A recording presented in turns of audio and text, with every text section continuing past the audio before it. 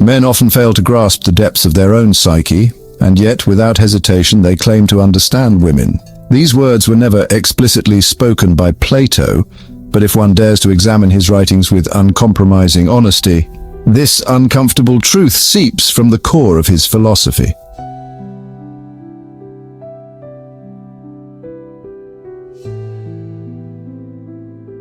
Plato never gave lectures on love or dating strategies. He didn't concern himself with the art of winning women's affection.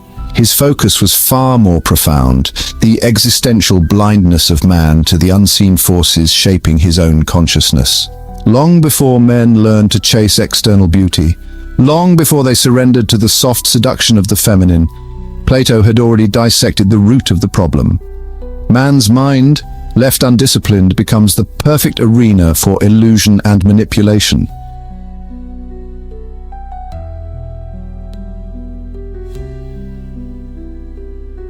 Consider his famed allegory of the cave in the Republic, prisoners bound in shadow staring at flickering illusions projected on a wall. They mistake these illusions for reality. They worship them, construct entire belief systems upon them, and resist any challenge to their fabricated world. What many overlook is that Plato wasn't merely warning against political deception or social constructs. No, he was also alluding to one of the most potent and seductive illusions of all, the image of woman.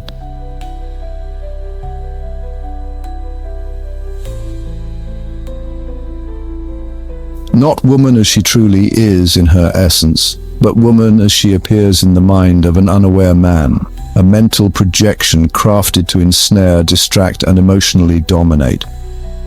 This isn't about demonizing the feminine, it's about confronting the reality that men often fall victim not to women, but to their fantasies about them.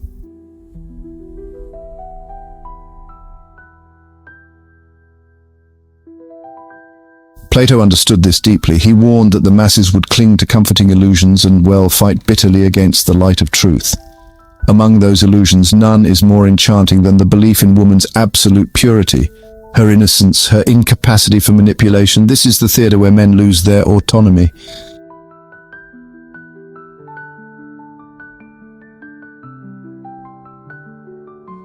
A smile from her becomes love, a tear, sincerity, a gentle touch, destiny, and the untrained man, chained by his own projections, calls these fleeting moments signs from the universe. Plato, no doubt, would have chuckled, not out of malice, but from clarity. For in his view, this is the behavior of one who dwells in shadows and calls it enlightenment.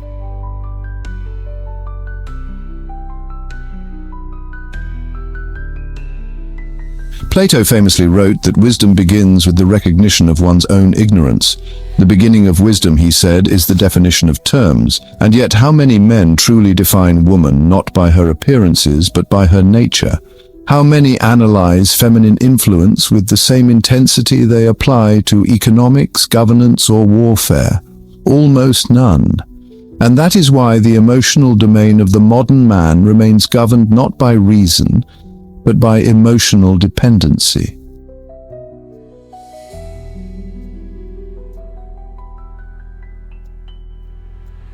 A woman doesn't need to orchestrate your downfall with villainous intention. Her mere presence, when filtered through your internal lack of self-awareness, becomes a mirror, reflecting the flaws you refuse to examine.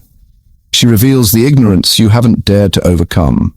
As Plato put it, the worst deception is self-deception, and in love most men are, blindfolded by their own myths.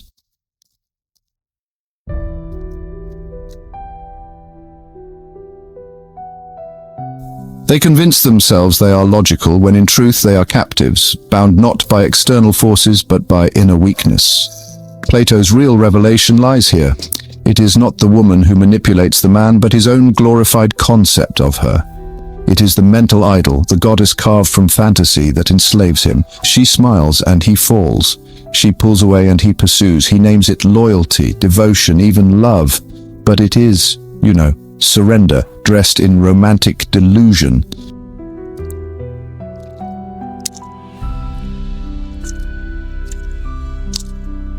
And Plato warned us. Those who live in the shadows will recoil from reality when truth finally pierces their illusion. They will not recognize truth. It will burn their eyes.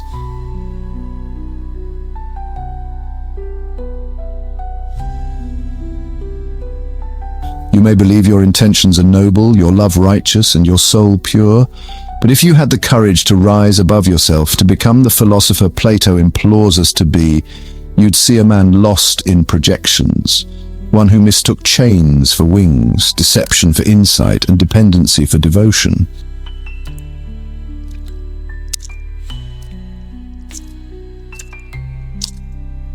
In Phaedrus, Plato compared the soul to a charioteer guiding two horses, one noble, striving for discipline and truth, the other wild, yearning for indulgence and beauty. The internal conflict between these horses is constant. Most men lose this battle the moment a woman enters the arena. The wild horse takes over, drawn by her laugh, her fragrance, her form, and the man, lacking strength and guidance, lets it lead him blindly toward ruin.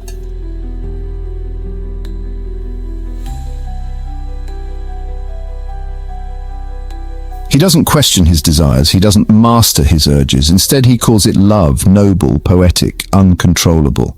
Plato saw it differently. In his eyes, this was spiritual enslavement. In the Symposium, he described love not as shared happiness, but as a divine madness, a sacred but dangerous force that blinds men, consumes them, and turns them into worshippers of the illusion of beauty rather than seekers of its essence.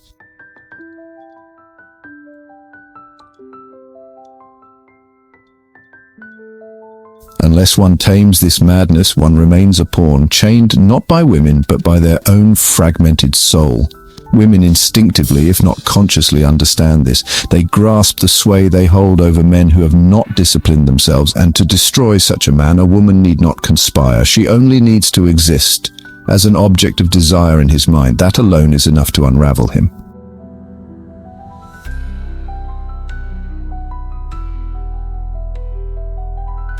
The moment you make her your mission, your meaning, your reward, you stop perceiving her clearly. You no longer see the human being, you see your fantasy, and that, my friend, is the foundation of manipulation.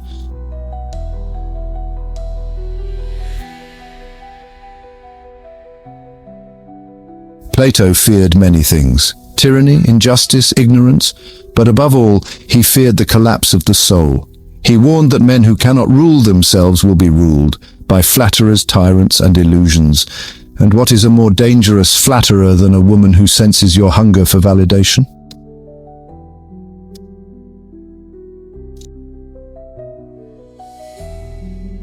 So she becomes the puppeteer, and you, well, you're the obedient puppet. And all the while you believe it's she who started the game, when in truth the game began within you. The real war is not against her. It is in fact between your higher nature and your primal urges.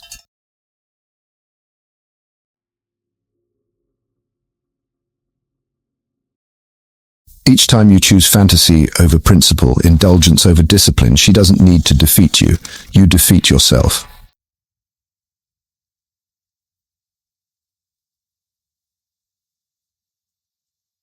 Plato declared that the just man suppresses the lustful segment of his soul. But modern men negotiate with their desires. They bargain with emotions, hoping she will save them, complete them, choose them. This is not strength, it's cowardice. It's the tragedy of the man who escapes one cave only to build another, more luxurious one, where the chains are made of silk and the bars of gold.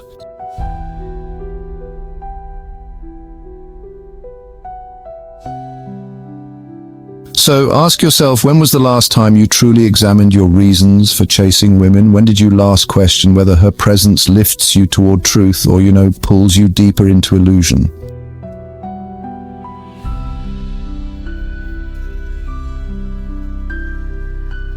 Most never ask, because honestly, asking takes courage. It means admitting you've been deceived, not by her, but by yourself. Until you do, you'll remain imprisoned.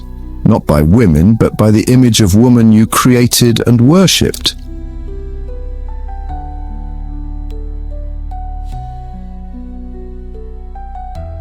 Plato knew, society thrives on myths, narratives designed to keep people compliant, and really no myth has more power over modern men than the one that teaches women are their salvation, their better half, their key to happiness. Plato saw through this. In the Republic he stated that only those who have seen the truth are fit to lead, but the irony is most men never even become rulers of their own minds.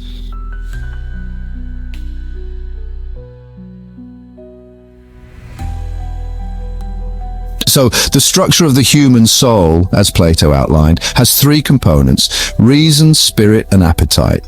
Reason seeks truth, spirit seeks honor, appetite craves pleasure, and, in the realm of women, most men dwell exclusively in appetite. She smiles, you feel pleasure. She compliments you, you feel worth. She touches you, you feel alive. But honestly, this is the lowest form of existence.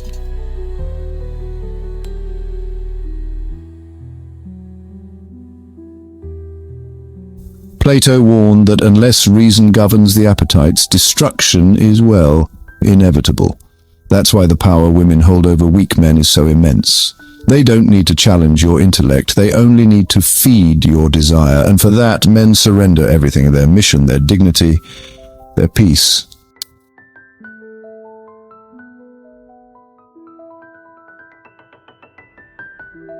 Men have traded kingdoms for fleeting affection, abandoned purpose for a moment of approval, taken their own lives over love lost.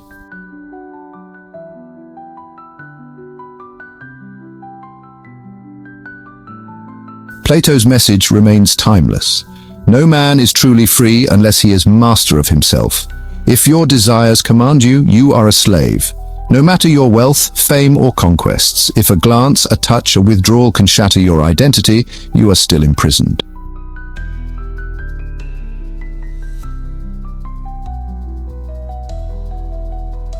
In the Laws, Plato wrote that societies fall when pleasure overrides discipline. What is today's world if not a graveyard of men who have abandoned strength to earn favor from the feminine?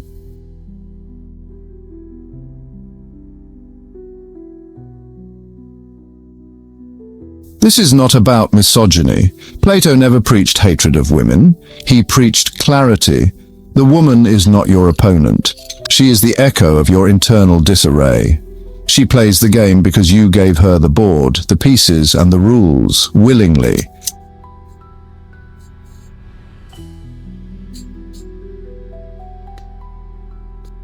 But you can flip the board, you can exit the cave, you can reclaim sovereignty over your mind. That is, if you dare face the one truth most men run from, the truth about themselves.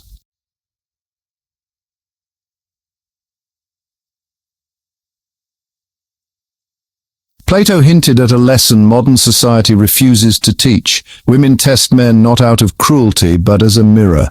Their purpose, conscious or not, is to expose the fault lines within you. She doesn't cause your downfall. She reveals the weakness that already lives in your soul.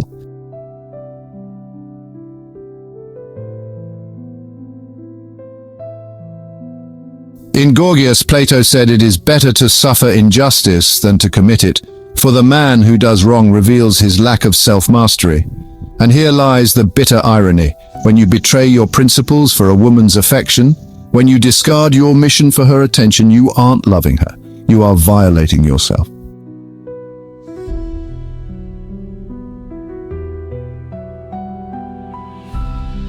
Plato taught that, honestly, the highest harmony a man can reach is when reason rules his actions, when truth becomes his guide, not temptation. Yet just look at how society trains you. To fight for her, to beg, to grovel, to prove yourself worthy by sacrificing your essence.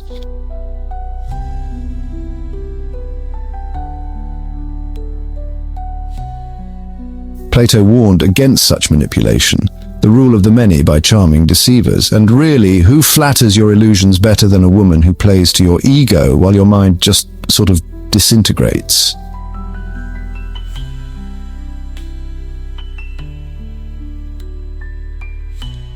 Whether she knows it or not, a woman understands. A man addicted to validation is easily conquered. She doesn't need to win debates. She only needs to make you feel like a king, and you'll destroy yourself to keep the illusion alive.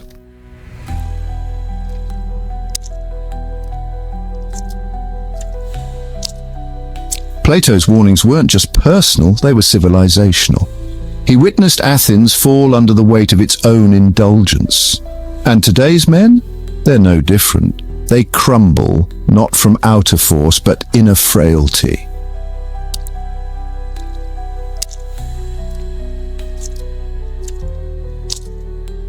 Yet Plato didn't just diagnose the disease, he offered the cure to rise, to seek the good, to...